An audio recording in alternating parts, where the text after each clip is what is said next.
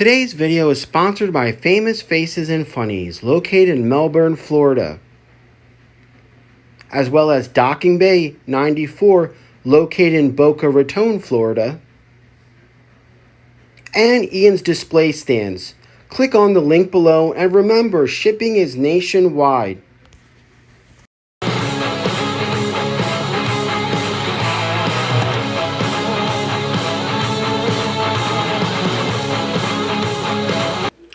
After an emotional look at PTSD faced by veterans in issue number 7, issue number 8 doesn't bring us back to the core characters in this G.I. Joe universe. It's actually a complex issue to factor in. We are taken away from everything we've gotten to know in this new world and into the world of covert operations, aka spying.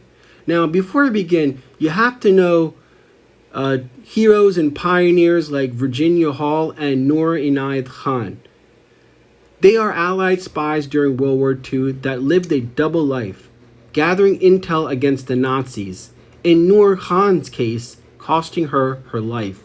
So let's take a minute to thank these ladies and other ladies who aided in destroying hatred and bigotry during World War II. Issue 8 will introduce Bombstrike and Chuckles into this universe, and their efforts to take down Cobra from the inside. The issue highlights how feelings can sometimes get in the way of duty and the greater good. So let's begin. As always, we look at the cover variants. I particularly love cover B, and I like that there's only 3 variants. Sometimes these variant covers are getting out of hand. The Rob Liefeld Dead Game had 30 variants, and that's ridiculous. Of course, this is Paul Allor's G.I. Joe, with the title of Our Toxic Friends. And again, like I mentioned before, we're going to introduce Bombstrike and Chuckles into this universe for the first time. We begin with a James Bond or Dynasty, if any of you guys remember that show, Smoochy Smoochy, Lady in Red, a Cobra Castle in Transcarpathia. I love how Allor still uses G.I. Joe elements we all know. Alicia and Archie seem to be involved in a complex love story. Things are heating up when suddenly Alicia cockblocks Archie. We have 2 monologues going on that are conflicting. We will learn later on how both are true. Her inner monologue talks about how she is directing this relationship to exactly where she wants it to be. The outer monologue, is how Archie's relationship with Cobra is preventing them from moving forward. We discover that Archie is none other than Dr. Venom, the father of the bats in this universe. Archie wants to leave Cobra to be with Alicia. We discover the real reason Alicia was getting to second base in Dr. Venom's bedroom, and that is to extract a bug she had planted earlier, seeking the schematics for the second generation of bats Archie was working on. Once she leaves, it seems that her security checkpoint and pat-down are so routine that she's kind of friendly with the guards. After she leaves, she rendezvous with none other than Chuckles. Upon sitting down with Chuckles, they each have to utter this pointless saying, because in the world of spies, one must always be on guard.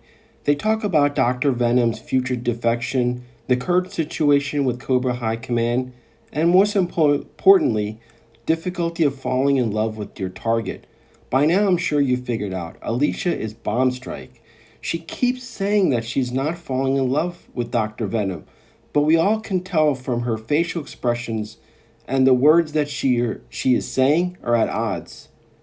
We also learned that Chuckles once faced a similar situation, but he ultimately turned her in, and to justify, he viewed his actions as being in the girl's best interest as well as the mission. Bombstrike assures him again she feels nothing for Dr. Venom. What's interesting is, we have this image of Dr. Venom from the Marvel run, and this is, totally shattering that, so it's kind of funny. I failed to mention that Bombstrike Alicia is posing as a Canadian diplomat. Now remember, Cobra is at war with the United States and wants to keep a face in the international community. not ready to reveal its plans for the entire world. So basically, this dinner is to hash out details for a proposition. In return, Alicia will get to tour the new Bat Generation 2 facilities in exchange for Cobra putting bats all along the Canadian-US borders. You got to remember the premises of this entire story arc is basically what if the Nazis won World War II? And we know that Germany either invaded its neighbors or threatened them. So the element of fear and intimidation is ever present. Baumstrack casually acknowledges a waiter with a "thank you, Han." At the head of the table, the overlord hears this. He asks the waiter, did getting acknowledged by a beautiful woman make his day? He says, of course. The overlord immediately signals to the back to shoot and kill the waiter in cold blood because he acknowledged Baumstrike by his name, and he suspected that he was a Canadian spy working with Baumstrike. The irony of the innocent waiter being killed for being a spy and the fact that Baumstrike herself is a spy weighs on her. Back in Dr. Venom's room, Baumstrike wonders if overlords made a mistake by killing an innocent man or purposely killed an innocent man to make a point. Regardless, bats are killing machines. Yet Dr. Venom, like many others, looks at their invention thinking they will benefit mankind. He argues they can perform laser surgery. Baumstrike argues you're not seeing them for what they are at the hands of who's controlling them. Now, before their so-called plan to run away together, and knowing Cobra's checkout procedures, Baumstrike sews the data regarding the bats into Dr. Venom's pocket, thinking he would not be stopped and scanned. Boy, she was wrong. So in order to prevent the discovery of the disc, she blows her cover and shoots the Cobra guards. Dr. Venom lashes out in anger and orders take her to the dungeon. Baumstrike learns she's the only one in this dungeon. All the Cobra prisoners get sent elsewhere.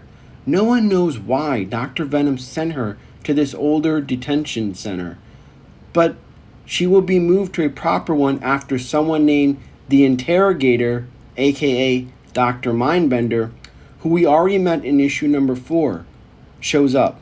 It dawns on her that Dr. Venom is setting to break her out. That night, Dr. Venom shows up. They escape only to run into the one security guard that was friendly to the both of them. But Venom shoots him before he even realizes. Venom still doesn't realize that Baumstrike isn't a diplomat, but a spy. They encounter a couple more guards and make quick work of them, and work their way to freedom. They end up at Baumstrike's apartment, but Baumstrike finally begins to reveal that this really is an apartment. It's a safe house. She wraps her arms around him and injects a sedative into him. Once Venom comes to, Baumstrike reveals all. The countryside escape? Would be a wonderful, except they would be number 1 on Cobra's hits list for the rest of their days and just buying time. She hands Venom over to the GIJoe Resistance and gets information for her next assignment, to join up with Action Force and the October Guard. Interesting.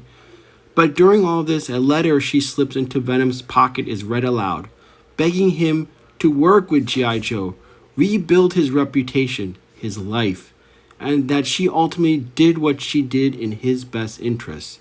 As Venom is being locked away, he asks her one question. If she thought that they could make it out scot-free, would she go with him? She puts her head down and closes the door, and we all are left wondering if the answer was yes, because she did, after all, fall in love with Dr. Venom. Once inside the van, she's greeted by Chuckles, and without even speaking a word, Chuckles realizes that everything he warned her about has come true, and she had her heart broken while doing the right thing.